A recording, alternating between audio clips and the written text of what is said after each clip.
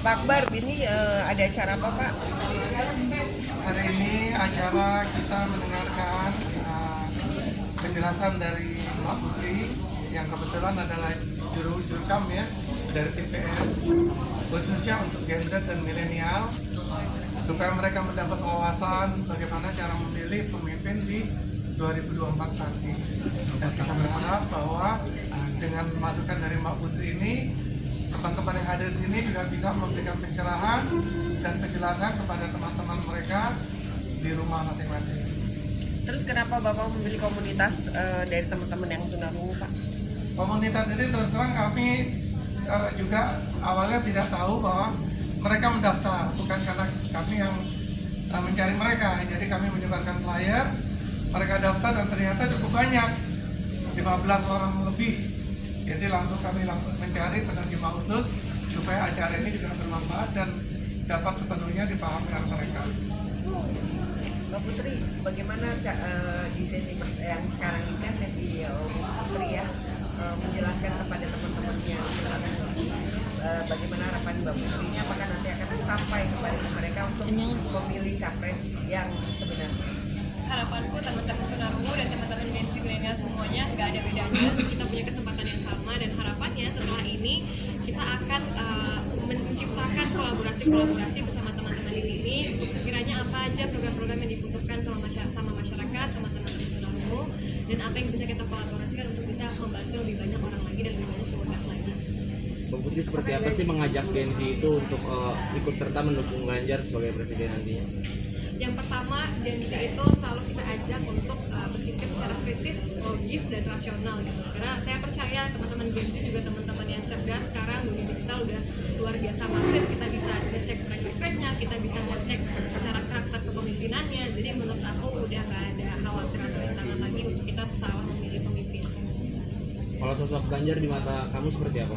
Untuk Ganjar di mata saya dan beberapa teman-teman muda lainnya, kita percaya ketika berbicara dengan Pak Ganjar dan Pak Mahfud tidak ada sekat sebagai pemimpin gitu. Jadi mereka tetap menerima secara terbuka mengenai aspirasi kita sebagai anak muda, apa-apa aja program yang sebenarnya harus dilakukan. Terus juga Pak Ganjar begitu dekat dengan kita, bukan soal usia aja, tapi soal tata cara beliau, adabnya beliau, behavior dan sikapnya beliau yang membuat kita jatuh cinta dengan Pak untuk Pak Ganjar. Pak Akbar, ini seperti apa nih? Tadi kan dari mulai Gen Z, sekarang ada dari tunarungu juga yang ikut serta untuk Pak Ganjar. Seperti apa tanggapannya Pak? Terus terang kami sangat senang bahwa mereka ternyata hadir di sini dan mereka juga menunjukkan pilihan, karena mereka berharap bahwa nanti presiden yang terpilih akan memperhatikan mereka untuk lapangan pekerjaan dan lain-lain. Pak Akbar, ini kan amat agak langka ya dengan komunitas disabilitas. Terus urutannya nanti gimana nih? Apakah hanya stuck di sini? Terus apakah nanti bisa memperlebar kepada teman-teman komunitas disabilitas yang lain yang nantinya akan memilih, yang sudah bisa memilih pada saat ini? Yang jelas sekarang kami kan mempunyai kontak, kebetulan di sini ada sekretaris dari komunitas ini, jadi kami akan berhubungan supaya di acara-acara mendatang kami akan tingkatkan kehadiran mereka.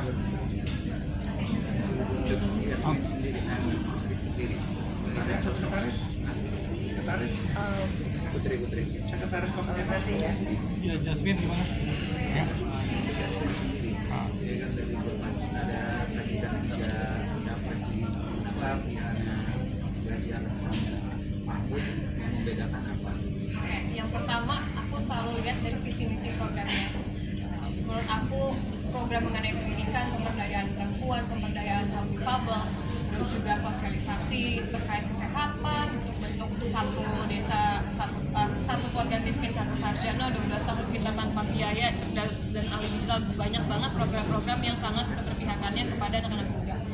Dan so far ketika aku bandingin dengan berbagai pasangan ini, memang hanya programnya Pak Ganjar dan Prof Mahfud yang paling konkret dan paling tepat guna sesuai dengan apa yang kita inginkan untuk mencapai Indonesia Emas 2045. Apa salah satunya yang Iya, kalau ngomongin pendidikan ada 12 tahun pintar tanpa biaya. Dari SD sampai SMA Pak Ganjar dan Prof Mahfud akan menggratiskan itu semua. Kemudian juga ini akan menjadi berkesinambungan dengan adanya satu sarjana di setiap desa. Jadi ketika sudah dibiayai 12 tahun pintar tanpa biaya dari SD hingga SMA, hingga perkuliahannya pun juga masih dibiayai oleh Pak Ganjar. Tidak hanya sampai situ aja, kesinambungannya adalah di mana integrasi antara lulusan teman-teman di SMA, teman-teman vokasi ataupun teman-teman perkuliahan pun juga diciptakan langsung lapangan pekerjaannya, di mana beliau juga menjanjikan 17 juta lapangan kerja dengan soft skills-nya, dengan teman-teman difabel pun juga, dengan teman-teman santri pun. Jadi beasiswa afirmasi, santripreneur, jadi tidak ada sekat-sekat untuk kaum-kaum difabel, kaum-kaum santri, semuanya sama rata diberikan program khusus dan beasiswa yang melimpah untuk mereka, untuk kita semua.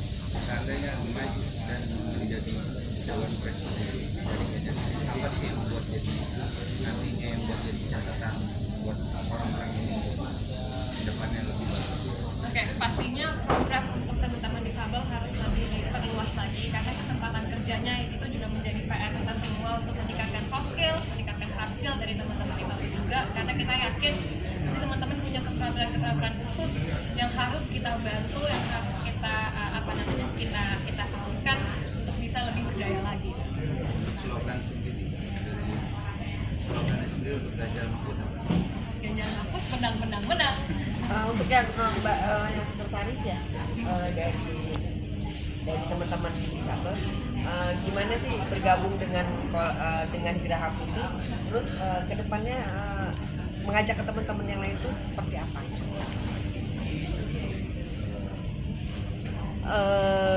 Jadi memang di komunitas itu kan ada banyak teman-teman ya, ada teman-teman di komunitas.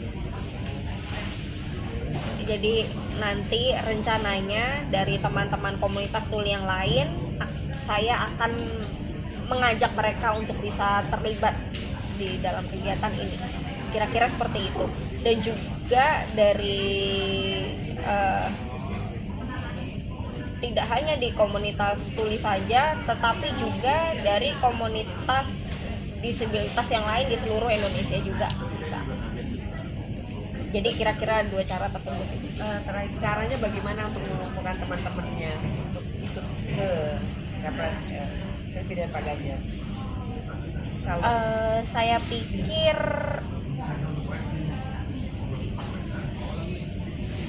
bisa melalui dari grup disampaikan apa sih positifnya gerakan ini, seperti itu.